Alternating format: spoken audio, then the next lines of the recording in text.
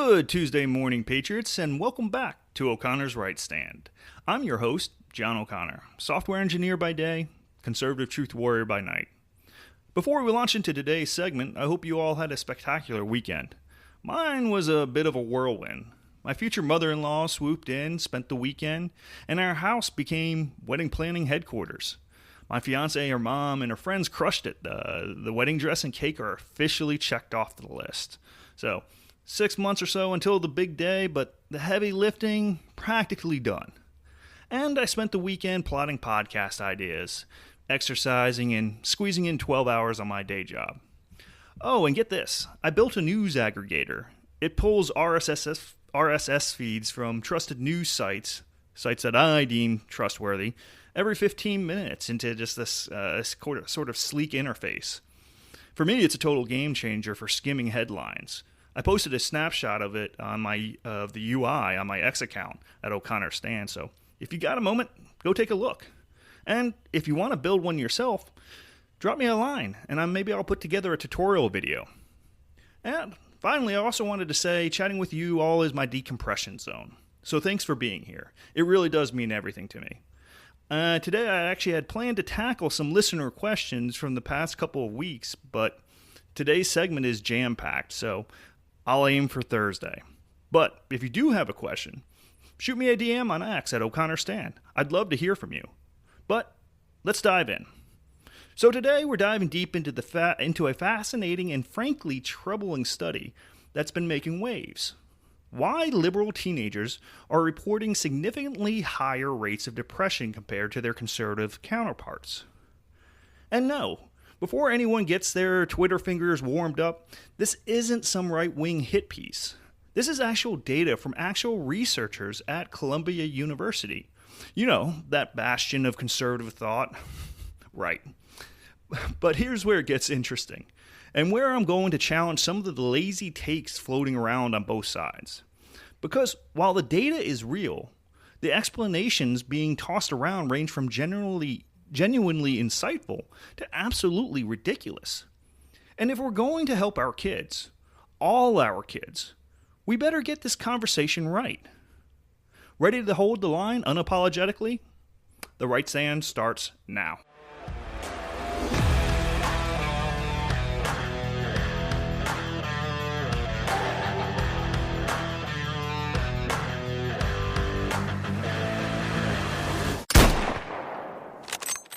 Let's start with what we actually know. Columbia researchers identified a significant gap in depressive attitudes between liberal and conservative teens, present in all years observed from 2005 all the way to 2018, but growing significantly starting in 2012, as depressive affect unilaterally spiked among liberals. Now, before we go any further, let's establish the broader context here. According to the latest CDC data, we're seeing some improvements in youth mental health, including decreases in the percentage of students feeling persistently sad or hopeless. Well, that's good news. But we're still dealing with a crisis that peaked around 2021, when nearly 14% of teens reported persistent feelings of sadness. Folks, that's 1 in 7 kids. But here's where it gets really interesting. The research shows this isn't just a random distribution across political lines. We're talking about a measurable, consistent pattern where liberal teens are reporting higher rates of depressive symptoms. And this gap has been widening since around 2012. Now, I can already hear the keyboards clicking. O'Connor's correlation doesn't equal causation. Fair point. This is just a right-wing propaganda. Not so fast, Chief. The research is coming from mainstream academic institutions, and frankly, a lot of these researchers seem surprised by their own findings. So what's going on here? Are we looking at ideology shaping mental health outcomes? Or are kids with certain predispositions more likely to gravitate towards particular political worldviews? Or is it something else entirely? Let's talk about the elephant in the room. Social media. And no, I'm not going to give you the tired, phones bad, kids addicted lecture. We've heard it a million times. It's more nuanced than that. and the political angle makes it even more complex. Here's what the research suggests. Liberal teens are more likely to be politically engaged online, more likely to be consuming news about systemic injustices, climate change, political corruption, and social inequality. They're also more likely to be in online spaces that emphasize the magnitude of these problems. Now, stay with me here because this isn't necessarily a bad thing in isolation. Political awareness and social consciousness aren't character flaws. But when you're a 15-year-old whose brain is still developing, its capacity to handle stress and uncertainty, and you're constantly bombarded with messages about how broken everything freaking is, how the system is just rigged, how the planet is dying, and how previous generations have screwed everything up. Well, that's a heavy load. Conservative teens, by contrast, are more likely to be in online spaces that emphasize personal responsibility, traditional values, and the idea that individuals can overcome systemic challenges through hard work and faith. Again, neither approach is inherently right or wrong, but they create a very different psychological framework for dealing with adversity. I saw a tweet from Turning Point USA recently that basically said, maybe teaching kids that they're victims of an irredeemable, corrupt system isn't great for their mental health. And look, I get the point that they're trying to make, but it's not quite that simple. And anyone saying it is either isn't paying attention, or could they be pushing an agenda? Here's where we need to dig deeper into the psychology of it all. One of the most significant predictors of mental health resilience is something psychologists call locus of control. Basically, whether you believe you have agency over your life outcomes or whether you feel like you're at the mercy of external forces. The research suggests that conservative teens are more likely to have what's called an internal locus of control. They believe their actions matter, that hard work pays off, that personal choices determine outcomes. Liberal teens, on the other hand, are more likely to have an external locus of control. They're more focused on systemic barriers, institutional racism, economic inequality, and other factors that are largely outside individual control. Now here's where it gets tricky, and where the simple narratives fall apart.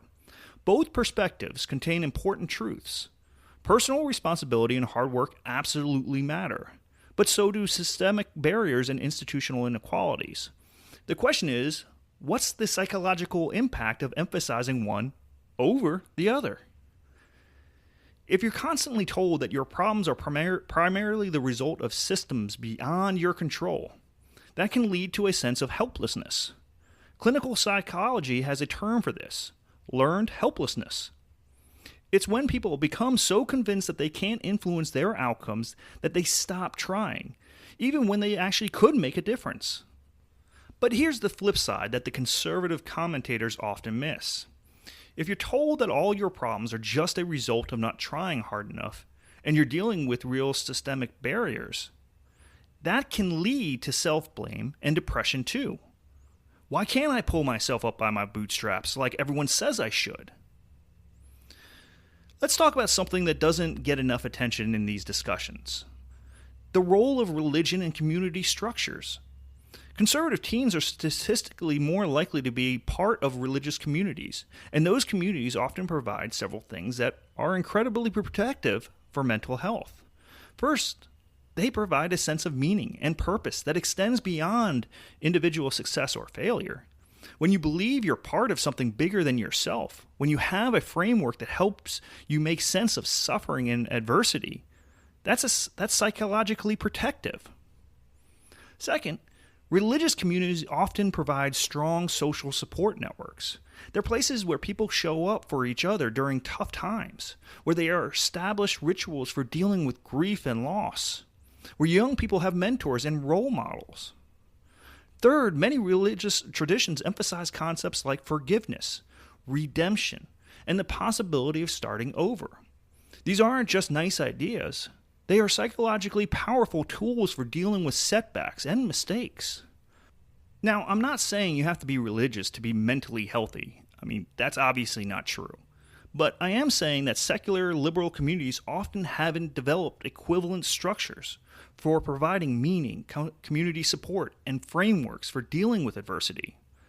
Think about it. If you're a liberal teen dealing with depression, where do you turn? Your friend group might be just as anxious and overwhelmed as you are.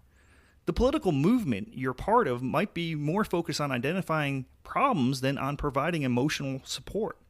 The therapeutic approaches available might focus on processing trauma rather than building resilience. Now, let me address some of the takes I've been seeing on social media, because, frankly, some of y'all are missing the point entirely. I've seen conservative influencers basically saying, see, liberal ideology makes you depressed. Case closed. And look, I get why that's tempting. The correlation is there. But that's intellectual laziness, and it's not helping our kids. First of all, we don't know for sure which way the causation runs. Are liberal political views making teens more depressed? Or are teens who are predisposed to depression more likely to gravitate towards liberal political views? The research looks like it suggests both. Think about it this way. If you're a teenager who's naturally more sensitive to injustice, more empathetic to others suffering, more aware of systemic problems, those same traits that might make you politically liberal might also make you more vulnerable to depression and anxiety. On the flip side, if you're naturally more optimistic, more focused on personal agency, more likely to see challenges as opportunities, those traits that might make you politically conservative might also make you more resilient to mental health challenges. But here's what really gets me. Some of the conservative commentary I've seen treats this like it's some kind of victory. Ha! We told you liberalism was bad for you. That's not just wrong, it's essentially cruel. We're talking about kids who are suffering. This should be breaking our hearts, not giving us ammunition for Twitter dunks. There's another factor we need to address, and it's uncomfortable for everyone involved: the role of social contagion in mental health outcomes. Research has shown that depression and anxiety can spread through social networks, especially among teenagers. If you're a liberal teen, you're more likely to be in social circles where discussing mental health struggles is normalized and even valorized. That's not entirely bad. Reducing stigma around mental health is important. But there's a line between reducing stigma and inadvertently creating incentive structures that reward mental health struggles as markers of authenticity or political consciousness. I've seen this play out on platforms like TikTok and Instagram, where displaying your mental health diagnosis becomes part of your identity, where being neurodivergent or having anxiety becomes a way of signaling your membership in certain communities. Conservative teens, by contrast, might be in environments that stigmatize mental health struggles, which has its own set of problems, but they might also be in environments that emphasize resilience and coping skills over diagnosis and treatment. Neither approach is perfect. Stigmatizing mental health is harmful and prevents people from getting the help they need, but creating culture where mental health struggle becomes central to identity can also be very problematic. Dr. Jonathan Haidt, who's done extensive research on teen mental health, points out that the rise in depression among liberal teens coincides with several cultural and technological shifts. The first iPhone was released in 2007, Instagram launched in 2010, and the shift towards safetyism on college campuses accelerated around 2013. The rise of social justice activism among teens ramped up around the same time. Are these connections? Probably. But it's not as simple as social media bad or activism bad. It's about how these tools and movements interact with developing brains and existing vulnerabilities. Psychologists are also noting that liberal teens are more likely to engage in what's called rumination, basically obsessive thinking about problems and perceived injustices. Conservative teens are more likely to engage in what's called problem-focused coping, identifying specific actions they can take to address challenges. Again, neither approach is inherently superior. Thinking deeply about systemic problems is important, but if that thinking becomes obsessive and doesn't lead to constructive action, it can be destructive. Here's something else worth considering: family structure. Conservative teens are more likely to come from intact two-parent households. more likely to have regular family dinners, more likely to have clear expectations and boundaries. These aren't political positions. They're empirical observations about family structure that tend to protect child development. Now, before anyone gets defensive, I'm not saying single parents are bad parents or that non-traditional families can't be successful. But research consistently shows that certain family structures and practices are associated with better mental health outcomes for children. The question is, are these family structure differences driving the political differences, or are the political differences driving the mental health differences? Or is it some combination of both? Conservative political movements have historically emphasized family values, not just as moral positions, but as practical strategies for child welfare. Liberal political movements have historically emphasized individual autonomy and social support systems that extend beyond the nuclear family. Both approaches have merit, but they create different environments for child development, and those differences might show up in mental health statistics. So where does this leave us? If you're expecting me to end with a simple liberals bad, conservatives good, or conservatives heartless, liberals caring narrative, then you're going to be disappointed. The truth is, both liberal and conservative approaches to teen mental health have strengths and weaknesses. Liberal approaches tend to be better at identifying and addressing systemic problems, but sometimes worse at building individual resilience. Conservative approaches tend to be better at building individual resilience, but sometimes worse at acknowledging real systemic barriers. What would fusion look like? Maybe it would involve teaching kids to be politically aware without being politically obsessive. Maybe it would involve building secular community structures that provide the same kind of support that religious communities provide. Maybe it would involve emphasizing both personal agency and systemic reform. Maybe it would involve parents on both sides of the political spectrum being more honest about the costs of their ideological commitments instead of pretending there aren't any trade-offs. If you're a parent listening to this, here's what you need to know. Your political worldview is almost certainly affecting your kids' mental health, one way or another. That doesn't mean you should abandon your values, but it does mean you should be intentional about how you're communicating those values and what kind of psychological framework you're creating for your children. If you're a liberal parent, consider whether your political discussions are empowering your kids or overwhelming them. Are you teaching them to be agents of change or victims of circumstance? Are you helping them develop coping skills for dealing with injustice? Or are you just making them more aware of problems they can't control? If you're a conservative parent, consider whether your emphasis on personal responsibility is realistic for your kids' specific circumstances. Are you teaching them resilience or just setting them up for self-blame? Are you helping them develop empathy for people facing different challenges? Or are you just dismissing the systemic problems? The goal isn't just to raise politically neutral kids. That's neither possible nor desirable. The goal is to raise kids who can engage with political realities without being psychologically destroyed by them. We can't have this conversation without talking about the media landscape our kids are growing up in. And I'm not just talking about social media. I'm talking about the entire information ecosystem. Liberal teens are more likely to consume news sources that emphasize crisis and systemic failure. I mean, think about it. CNN, MSNBC, the New York Times. Social media feeds full of climate doom, political corruption, social injustice. That's heavy stuff, and it's designed to provoke emotional responses. Conservative teens are more likely to consume media that emphasizes American exceptionalism, individual success stories, and traditional values. Fox News, talk radio, conservative social media influencers who focus on personal responsibility and patriotic themes. Both media ecosystems have their problems.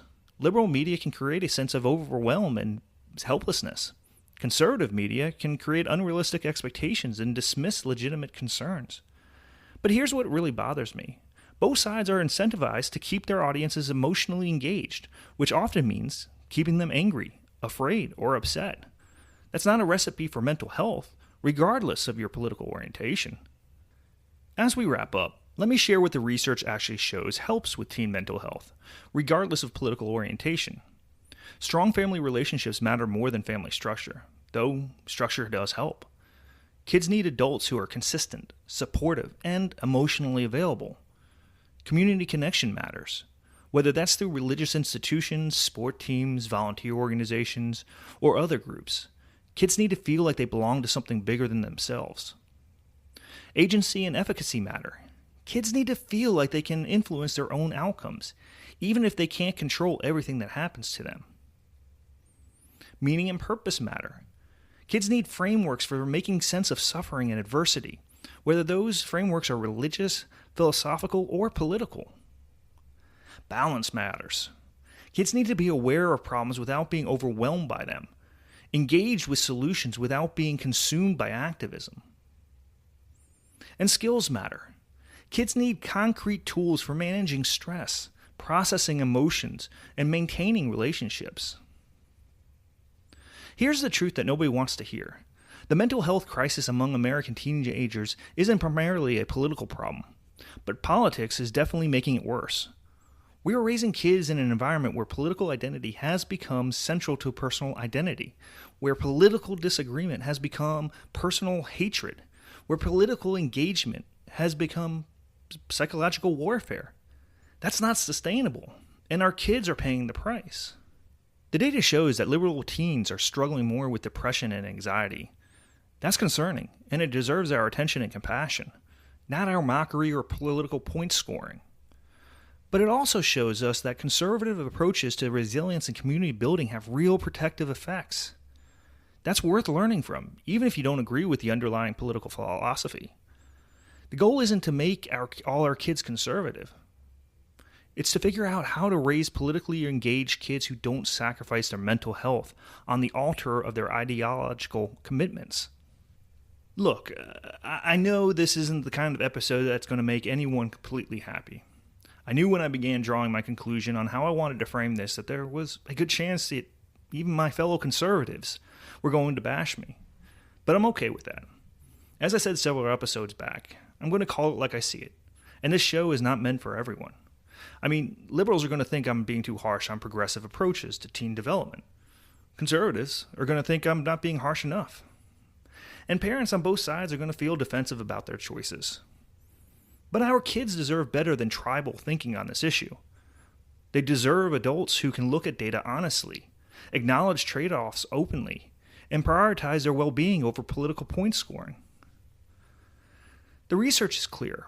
We have a mental health crisis among American teenagers, and that crisis is intersecting with political ideology in complex ways. We can either use that information to help our kids, or we can use it to score points against our political opponents. So, that wraps up another edition. I hope you got something out of it, or maybe found a new way to look at this troubling issue. Thanks for listening to O'Connor's Right Stand. If this episode got you thinking, share this episode with friends and family. And don't forget to stop by my handle on X at O'Connor Stand and just say hello. Finally, remember, in a world full of people trying to divide us, sometimes the most radical thing you can do is think for yourself. Thanks for tuning in, and remember to always hold the line unapologetically. This is John O'Connor, signing off.